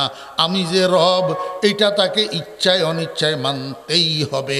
এই জন্য আমি উবুদুল্লাহ বলি না, এই জন্য আমি উবুদু রব্বাকুম বলছেন। দুনিয়ার মানুষেরা আলমে আর ওয়াহের মধ্যে আমি যে তোমাদের থেকে একটা স্বীকারোক্তি নিয়েছিলাম, আমি যে তোমাদের থেকে একটা প্রতিশ্রুতি নিয়েছিলাম, একটা আহাদ নিয়েছিলাম, সেদিন আমি তোমাদেরকে কি জিজ্ঞেস করছিলাম? আলাস্তু বে ইলাহিকুম, আলাস্তু বে মা'বুদিকুম, আলাস্তু বে খালিকিকুম, আলাস্তু বে রাজিকিকুম, আলাস্তু বে মা'বুদিকুম। এগুলা জিজ্ঞাসা করি নাই, আমি জিজ্ঞেস করছিলাম আলাস্তু বে রব্বিকুম। বান্দা দুনিয়ার সব অস্বীকার করতে পারবি, কিন্তু আমার রুবুবিয়ত অস্বীকার করতে পারবি না, আমার প্রতিপালনা অস্বীকার করতে পারবি না। এই জন্য আল্লাহ পাক রব্বুল আলামিন সেদিন রুবুবিয়তের আহাদ নিয়েছিলেন, আলাস্তু বে রব্বিকুম। হে মানব জাতির রুহু, তোমরা সবাই বলো আমি তোমাদের রব কিনা। সমস্ত রুহু আদম আলাইহিস সালাম থেকে কিয়ামত পর্যন্ত যত মানুষ দুনিয়াতে আসবে, এই সমস্ত মানুষের রুহু সেদিন আল্লাহ পাকের কাছে স্বীকারোক্তি দিয়েছিল, বালায়া রব্বানা, হে আমাদের প্রভু, আপনি আমাদের রব, আমরা স্বীকার করলাম, কোনো সন্দেহ নাই। আল্লাহ কয় না, তোদেরকে বিশ্বাস নাই। তোরা দুনিয়াতে যখন যাবি, জায়গা জমিন পাইয়া, গাড়ি বাড়ি পাইয়া, ইজ্জত সম্মান পাইয়া, ক্ষমতা পাইয়া, চেয়ারম্যানই পাইয়া, মেম্বারি পাইয়া, মন্ত্রিত্ব পাইয়া, সংসদ সদস্যগিরি পাইয়া, আল্লাহু আকবার, বিবি বাচ্চা আত্মীয় স্বজন কোলে পাইয়া, আমি যে তোমাদের রব, আমার যে স্বীকারোক্তি দিয়ে গিয়েছিলি সেটা তোমরা ভুলেই যাইবা। এই জন্য দুনিয়ার মধ্যে এটার অনুশীলন করো, যাতে এই উক্তিটা তোমাদের মনে থাকে। কয় রব্বুল আলামিন কেমনে অনুশীলন করব? কয় দৈনিক 5 বার মসজিদে যাইবা, দৈনিক 5 বার মসজিদে যাইবা, মসজিদে যাইয়া নামাজে দাঁড়াইবা। নামাজের প্রত্যেক রাকাতে তোমার 3টা অবস্থা হবে। একটা হবে হালতে কিয়াম, এটা সর্বোচ্চ অবস্থা। আর একটা হবে হালতে সিজদা, সর্বনিম্ন অবস্থা। আর একটা হবে হালতে মুতাওয়াসসিতা, মিডিয়াম অবস্থা, হালতে রুকু। এই 3 অবস্থার মধ্যে তোমরা তোমাদের আল্লাহু আকবার সেই দেওয়া প্রতিশ্রুতিটা, সেই দেওয়া স্বীকারোক্তিটাকে নবায়ন করবা, রেনিউ করবা। কেমনে? কয় দাঁড়ানো অবস্থায় বলো আলহামদুলিল্লাহি রব্বিল আলামিন, না খালিকিল আলামিন। জি আমার ভাই রাদুস সাহাব, আলহামদুলিল্লাহি ইলাহিল আলামিন না, আলহামদুলিল্লাহি খালিকিল আলামিন না, আলহামদুলিল্লাহি মা'বুদিল আলামিন না। আল্লাহ কয় বান্দা, ওইখানে যে জিজ্ঞেস করছিলাম আলাস্তু বে রব্বিকুম, সেই রবের অনুশীলন করো। আলহামদুলিল্লাহি রব্বিল আলামিন প্রতি রাকাতে। এবার সেখান থেকে রুকুতে যাও, আবার সেই অনুশীলন করো সুবহানা খালিকিয়াল আযীম।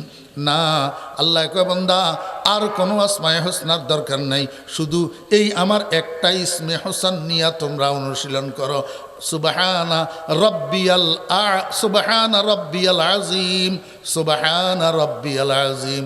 আবার সেই রবের অনুশীলন, একরার রুবুবিয়তের নবায়ন, একরার নবুবিয়তের রুবুবিয়তের তাজদীদ। আল্লাহ কয় বান্দা এবার সিজদাত যা, একেবারে সর্বনিম্ন অবস্থা, সম্মানের কপাল, পরিচয়ের কপাল, এটারে নিয়ে মাটিতে রাখ, মাটিতে রাখি আবার স্বীকার কর, আবার সেই একরারটাকে তুই নবায়ন কর। সুবহানা রব্বিয়াল আ'লা, সুবহানা রব্বিয়াল আ'লা। অদুস্ত হালতে কিয়ামে একরারের রুবুবিয়ত, হালতে রুকুতে একরারের রুবুবিয়ত, হালতে সিজদায় একরারের রুবুবিয়ত। কেন? আল্লাহ পাক রব্বুল আলামিন কয়, কেন বান্দা, তোর ফাইনাল এক্সামিনেশন যে হবে কবরে, সেখানে তোরে ফেরেশতা মান খালিকুকা জিজ্ঞাসা করবে না, মান রাজিকুকা জিজ্ঞাসা করবে না, মান ইলাহুকা জিজ্ঞাসা করবে না, মান গাফফারুকা, মান সাত্তারুকা, মান রহমানুকা, মান রাহিমুকা জিজ্ঞাসা করবে না। জিজ্ঞাসা করবে মান রাব্বুকা, তুই সেদিন বলতে হবে রব্বি আল্লাহ। ওই প্রশ্নের উত্তরে তোর জবান থেকে রব্বি আল্লাহ বাইর হবে যদি দুনিয়ার মধ্যে এই তিনটা অনুশীলন তোর কাছে থাকে। প্রথম আল্লাহু আকবার প্রত্যেক রাকাতে, দাঁড়ানো অবস্থায় আলহামদুলিল্লাহি রাব্বিল আলামিন, রুকু অবস্থায় সুবহান রাব্বিয়াল আযীম, সিজদা অবস্থায় সুবহান রাব্বিয়াল আ'লা। দৈনিক 5 বার মসজিদে যাইয়া প্রতি রাকাতে এই তিন অবস্থায় ইকরারের রুবুবিয়তের অনুশীলন আর মাশকে আর তামরিন যদি করো, অর্থাৎ সোজা কথা হইল 5 ওয়াক্ত নামাজ যদি পড়ো, তাহলে কবরের ফাইনাল এক্সামিনেশনের আনসার তোমার মুখ থেকে বাইর হবে রব্বি আল্লাহ। আমার কথা না দোস্ত আবাব, ওই তফসিরে কুরতুবী খুলি দেখেন আল্লাহ পাক রব্বুল আলামিন কেন দাবি করলেন লা ইলাহা ইল্লাহু, লা ইলাহা ইল্লাহু। আল্লাহ ওই জাতের নাম যিনি ছাড়া আর কোনো মাবুদ নাই। কেন আল্লাহ ছাড়া আর কোনো মাবুদ কেন থাকবে না? আল্লাহ কয় বান্দা আমি ছাড়া তোর রব আর কেউ নাই, এই জন্য আমি একমাত্র তোর ইবাদতের উপযুক্ত, আর কেউ তোর ইবাদতের উপযুক্ত না। আমার বেইরা দোস্ত আহবাবেরা বলেন পূজা কার করা যাবে? কার? চন্দ্রের করা যাবে? চন্দ্রের পূজা করা যাবে? সূর্যের পূজা করা যাবে? আমার বেইরা দোস্ত আহবাব, চন্দ্রের পূজা করা যাবে না, সূর্যের পূজা করা যাবে না। ও বেইরা দোস্ত আহবাব, প্রতিমা পূজা করা যাবে না, মূর্তি পূজা করা যাবে না, গরু পূজা করা যাবে না, তুলসী গাছ পূজা করা যাবে না। একমাত্র পূজা হবে আল্লাহর। কার? আল্লাহর। আমার বেইরা দোস্ত আহবাব, আল্লাহকে যে আমরা পূজা করব, আল্লাহকে যে আমরা ইবাদত করব, আল্লাহকে যে আমরা উপাসনা করব, এই উপাসনা আমাদেরকে কে শিক্ষা দিবে? মুহাম্মাদুর রাসূলুল্লাহ সাল্লাল্লাহু আলাইহি ওয়াসাল্লাম। আমার বেইরা দোস্ত আহবাব, আজকের পৃথিবীতে অনেক ধর্ম অবলম্বীরা আছে, আল্লাহকে স্বীকার করে বিভিন্ন নামে ডাকে। কেউ গড বলে, কেউ ঈশ্বর বলে, কেউ ভগবান বলে, এক একজন এক এক নামে ডাকে। আল্লাহকে মানে, আল্লাহর অস্তিত্ব মানে, আল্লাহ আছে স্বীকার করে, কিন্তু সেই সাথে চন্দ্রকেও পূজা করে, সূর্যকেও পূজা করে, গৌতম বুদ্ধকেও পূজা করে। ও বেইরা, চন্দ্রিমা পূজা করে, মূর্তি পূজা করে, আবার গরু পূজাও করে, আবার গরুর গোবর পূজাও করে। ও বেইরা দোস্ত আহবাব, আবার তুলসী গাছের পূজাও করে। আমার না না না না, আল্লাহকে যদি তুমি মানো, আল্লাহকে যদি স্বীকার করো, স্রষ্টার অস্তিত্ব যদি তুমি স্বীকার করো, তাহলে মুহাম্মদুর রাসূলুল্লাহ সাল্লাল্লাহু আলাইহি ওয়াসাল্লামের নবী হওয়াটাকেও তোমার স্বীকার করতে হবে। এবং মুহাম্মদুর রাসূলুল্লাহ সাল্লাল্লাহু আলাইহি ওয়াসাল্লাম কর্তৃক বর্ণিত পদ্ধতিতে একমাত্র আল্লাহর ইবাদত করতে হবে, আর কোনো কিছুর ইবাদত করা যাবে না। অন্য কোনো কিছুর ইবাদত যদি করো, তাহলে তুমি আল্লাহর সাথে অংশীদারকারী। আল্লাহ পাক দুনিয়ার সব কিছু সকলকে মাফ করে দিবেন, কিন্তু আল্লাহর সাথে অংশীদারকারীকে কখনো মাফ করবেন না। এই জন্য প্রতিমা পূজা করা যাবে না, প্রতিমা পূজা করা যাবে না, মূর্তি পূজা করা যাবে না। আল্লাহু আকবার। ও বেইরা, গরু পূজা করা যাবে না, গরুর গোবর পূজা করা যাবে না, চন্দ্র পূজা করা যাবে না, সূর্য পূজা করা যাবে না। এগুলো করলে আল্লাহর সাথে অংশীদার করা হয়। ইন্নাল্লাহা লা ইয়াগফিরু আন ইউশরাকা বিহি ওয়া ইয়াগফিরু মা দুনা যালিকা লিমান ইয়াশা।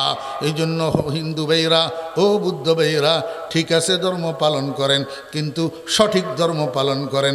আল্লাহ ছাড়া আর কাউকে পূজা করা যাবে না। একমাত্র পূজা করতে হবে কাকে? আল্লাহকে। যদি না করি তাতে হবে কি? ও বেইরা দোস্ত আহবাব, আল্লাহর বানানো জান্নাত এবং জাহান্নামকে আমরা যেরকম বিশ্বাস করি আপনারাও বিশ্বাস করেন। আমরা জান্নাত বলি, আপনারা স্বর্গ বলেন, আমরা জাহান্নাম বলি, আপনারা নরক বলেন।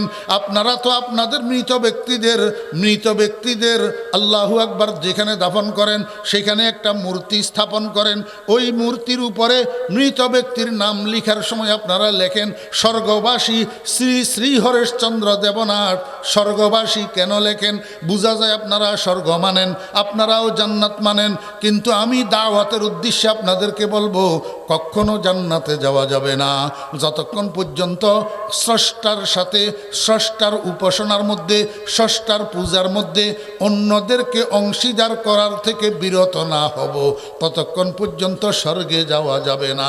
উপাসনা হবে একমাত্র আল্লাহর, পূজা হবে একমাত্র আল্লাহর, ইবাদত হবে একমাত্র আল্লাহর। লা ইলাহা ইল্লাহু। বুঝছেন না বুঝেন নাই? আল্লাহ পাক রব্বুল আলামিন বলেন আল্লাহু, আল্লাহ কি হইছে? কয় লা ইলাহা ইল্লাহু, আল্লাহ ছাড়া আর কোনো পূজার উপযুক্ত নাই, আল্লাহ ছাড়া আর কোনো উপাসনার উপযুক্ত কেউ নাই। কেন? কয় যেহেতু আল হাইয়ুল কাইয়ুম, কেননা আল্লাহ পাক হাইয়্যু কাইয়ুম। আল্লাহ পাক কি? হাইয়্যু কাইয়ুম। আল হাই, আল হাই, এটার অর্থ কি? আল হাই শব্দের অর্থ হলো চিরজীবী। আল হাই শব্দের অর্থ কি? চিরজীবী। আমার ভাইয়েরা, দোস্ত আহবাব, শুধু হাইয়ুন শব্দ এটাকে যদি আপনি একিলা ব্যবহার করেন, আরবি ভাষার মধ্যে শুধু একিলা ব্যবহার করেন, তখন চিরজীবী অর্থ হবে না, তখন অর্থ হবে জীবিত। তখন অর্থ হবে কি? জীবিত। কিন্তু আল হাইয়ু শব্দ এটার সাথে যখন আল কাইয়ুম শব্দকে মিলাইয়া ব্যবহার করবেন, তখন আল হাইয়ু শব্দের অর্থ হবে চিরজীবী। অর্থাৎ কখনো তিনি মৃত ছিলেন না, কখনো তিনি নাই ছিলেন না, অনন্ত অতীত থেকে তিনি আছেন, বর্তমানেও আছেন, অপুরন্ত ভবিষ্যতেও থাকবেন। তিনি অনন্ত অতীতেও জিন্দা, বর্তমানেও জিন্দা, অপুরন্ত ভবিষ্যতেও জিন্দা। আমরা তো ভাই এখন থেকে 100 বছর আগে বাগাই স্কুলের মাঠে ঘোড়ার ডিমও কেউ ছিলাম না, ছিলাম নি? জি, বাগা বাজার এটা 100 বছর আগে ছিল কি ছিল না? বাগা বাজার 100 বছর আগে ছিল না? রাস্তা এটা ছিল নি? গ্রাম এটা ছিল নি? বাগা গ্রাম ছিল নি? 100 বছর আগে বাগা গ্রাম ছিল না? যদি না থাকে তো বাগা রহমতুল্লাহ আলাইহি কেমনে ছিল? শেখে বাগা কেমনে ছিল? তাহলে বোঝা যায় বাগা গ্রাম 100 বছর আগেও ছিল, কিন্তু আমরা ছিলাম না। আমরা শেখে বাগা রহমতুল্লাহ আলাইহি 100 বছর আগে ছিলেন, 200 বছর আগে ছিলেন না। 200 বছর আগে ছিলেন না, কিন্তু বাগার মাটি 200 বছর আগেও ছিল। 200 বছর আগেও। আমার ভাইরা, দোস্ত আহবাব, দুনিয়ার মধ্যে যত সৃষ্টি আছে, সমস্ত সৃষ্টির পূর্বেকার একটা সময় এমন গেছে যখন এই জিনিসটা ছিল না, যখন এই জিনিসটা ছিল না। নাই, নাই কি? নাই ফরিদুদ্দিন এক সময় নাই ছিল, এক সময় নাই ছিল, বর্তমানে আছে, আবার অফুরন্ত অদূর ভবিষ্যতে নাই হইয়া যাবে। কি হইয়া যাবে? নাই হইয়া যাবে। কিন্তু আল্লাহ পাকের এমন কোনো সময় ছিল না যখন আল্লাহ পাক নাই ছিলেন। আল্লাহ পাকের এমন কোনো সময় আসবে না যখন আল্লাহ পাক নাই হইয়া যাবেন, এমন কোনো সময় আসবে না। অফুরন্ত অনন্ত অতীতে আল্লাহ পাক ছিলেন জিন্দা, অফুরন্ত ভবিষ্যতে আল্লাহ পাক থাকবেন জিন্দা, বর্তমানেও আল্লাহ পাক আছেন জিন্দা। এটার নাম চিরজীবী। এটার নাম কি? চিরজীবী, আল হাই। এবার আল কাইয়ুম অর্থ কি? আমার ভাইয়েরা, দোস্ত আহবাব, কামা ইয়াকুমু ধাতু থেকে নির্গত। কায়েমুন শব্দের অর্থ হইল দণ্ডয়মান। কায়েমুন শব্দের অর্থ হইল কি? দণ্ডয়মান। আর আল কাইয়ুম শব্দের অর্থ হইল সদা দণ্ডয়মান। আল কাইয়ুম শব্দের অর্থ হইল সদা দণ্ডয়মান। ও ভাই, সদা দণ্ডয়মানের দ্বারাই কি বুঝাইতে চায়? সদা দণ্ডয়মান অর্থ কি? মনোযোগ আসেনি? তফসির তো এই জন্য আমাকে বুঝাই বলতে হইতেছে। যদি ইউসুফ জলেখার কিচ্ছা হইতো তাহলে আমি এরকম বুঝাই বলার দরকার হইতো না। সদা দণ্ডয়মান এই কথাটার অর্থ কি? সদা দণ্ডয়মান অর্থ হইল আল্লাহ পাক সর্ব অবস্থায় সমান ক্ষমতাবান। সর্ব অবস্থায় সমান ক্ষমতাবান। আমি আপনাদেরকে একটা উদাহরণ দিয়ে বুঝাই। আপনারা যে ধানের বস্তা মাফেন না, ধানের বস্তা ওই মন কামানির ফাল্লার মধ্যে ধানের বস্তা ওজন করেন না? তো ধানের বস্তা ওজন করার বাটখারা কতগুলো আছে না? শিল কয়, শিল। আপনাদের এদিকে কি কয়? হ্যাঁ, শিল বা পাথর। হ্যাঁ, 1 মণি পাথর কতগুলো আছে না? এরকম 5 মণি একটা পাথর আপনি এক জায়গায় বিরাট বাহাদুর 30 বছরের জওয়ান বলি, আপনি শুইয়া রইছেন। আপনাকে যদি বলে, এই তুমি শোয়া অবস্থায় এই 5 মণি পাথর এটা উপরের দিকে উঠাইতে পারিবা? কয় না। তাহলে কেমনে? কয় বসি উঠাইতে পারবো। এবার বসছে, বসি উপরের দিকে আলগাই দেখে না, বসিয়ে উঠাইতে পারে না। কয় তাহলে দাঁড়াই উঠাইতে পারবো। এবার দাঁড়াইছি, দাঁড়াই ফাঁসমনি শিলটারে উপরের দিকে উঠাইছে, ফাঁসমনি শিলটারে দাঁড়ানো অবস্থায় উপরের দিকে উঠাইতে পারছে, কিন্তু বসা অবস্থায়ও পারে না, শোয়া অবস্থায়ও পারে না। এইবার দুই মনের একটা দিছে, কয়টারে শোয়া অবস্থায় উঠাও, শোয়া অবস্থায় টান দিয়া দেখে উঠাইতে পারে না। এবার বসছে, বসা অবস্থায় টান দিয়া উঠাইতে পারছে, তাহলে দুই মনেরটা শোয়া অবস্থায় টান দিয়া উঠাইতে পারে না, বসা অবস্থায় টান দিয়া উঠাইতে পারে। আর পাঁচ মনেরটা বসা অবস্থায়ও টান দিয়া উঠাইতে পারে না, দাঁড়ানো অবস্থায় টান দিয়া উঠাইতে পারে। তাহলে বোঝা যায় বনি আদম, তুমি যত বাহাদুর, যত বীর আর যত বলি হও না কেন, তোমার দাঁড়ানো অবস্থার শক্তি, বসা অবস্থার শক্তি আর শোয়া অবস্থার শক্তি সমান না।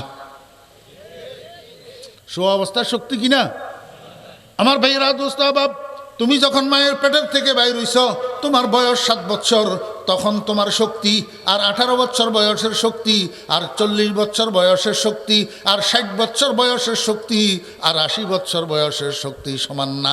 তুমি 60 বছর বয়সে তোমার শক্তি নেই, 7 বছর বয়সে তোমার শক্তি নেই, 18 বছর বয়সে শক্তি আছে ঠিক, কিন্তু 30 বছর বয়সের শক্তির থেকে কম। আবার 30 বছর বয়সে যেই শক্তি আছে, 45-50 বছর বয়সে শক্তি সেইটা আর নাই, আগের থেকে কিছু কমে গেছে। 60 বছরে আরও কম, 80 বছরে আরও কম। আল্লাহ পাক রব্বুল আলামিন কে বান্দা, তোর দাঁড়ানো অবস্থায় শক্তি একরকম, বসা অবস্থায় শক্তি আর একরকম, শোয়া অবস্থায় শক্তি আর একরকম। আল্লাহ পাক কয় বান্দা, তোর বাল্যকালে শক্তি একরকম, তারুণ্যে শক্তি আর একরকম, যৌবনে শক্তি আর একরকম, বার্ধক্যে শক্তি আর একরকম। আমি আল্লাহর সেরকম নাই। আমার কোনো বাল্যকাল নাই, আমার কোনো তারুণ্য নাই, আমার কোনো যৌবন নাই, আমার কোনো বার্ধক্য নাই, আমার কোনো দণ্ডায়মান অবস্থা নাই, আমার কোনো বসা অবস্থা নাই, আমার কোনো শোয়া অবস্থা নাই। আমি একজন দাঁড়ানো যুবক মানুষ, যেরকম যেরকম শক্তিশালী, আল্লাহু আকবার, যেই কোনো কাজ করতে পারে, আমি রব্বুল আলামিন সদা সর্বদা এরকম শক্তিশালী। আমার শক্তির মধ্যে কখনো ত্রুটি হয় না, আমার শক্তি কখনো খর্ব হয় না, আমার শক্তি কখনো হ্রাস পায় না, আমার শক্তি কখনো কম পড়ে না। আল কাইয়ুম, আল কাইয়ুম। আল্লাহ পাক রব্বুল আলামিন কে বান্দা আরেকটু বুঝো, কয় কি? কয় তুমি যখন জিন্দা থাকো তখন তোমার শক্তি একরকম, তুমি যখন ঘুমাইয়া পড়ো তখন তোমার শক্তি আরেক রকম। আল্লাহু আকবার। তুমি বাহাদুর, তুমি বীর, তুমি সন্ত্রাসী, তুমি হাইজ্যাকার, তুমি অমুক, তুমি তমুক, কতক্ষণ বেটা চোখ যতক্ষণ খোলা আছে ততক্ষণ, চোখ যখন বন্ধ হইয়া যায়, যখন তুই ঘুমাইয়া পড়স, তখন তোর দারোগাগিরি কোথায় থাকে, তোর পুলিশগিরি কোথায় থাকে, তোর সেনাবাহিনীগিরি কোথায় থাকে, তোর বিজিবিগিরি কোথায় থাকে, তোর ডিসিগিরি কোথায় থাকে,